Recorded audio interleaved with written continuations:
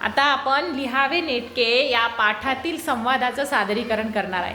या पाठामध्ये एक आई असते आणि एक राघव नावाचा मुलगा. पाहूया काय करतायत ते.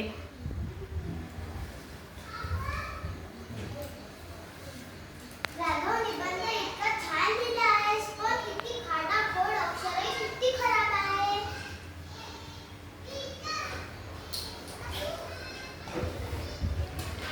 दुसऱ्या दिवशी आई एवढी गोड गरगरीत चपाती कशी लाटते. अरे राघव, सरावाने सारे जमतं. मी सुद्धा छान लिहिण्याचा सराव करेल.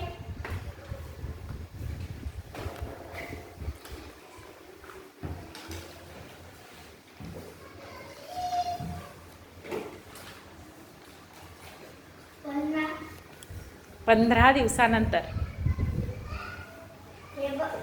आई, हे बघ माझी वही.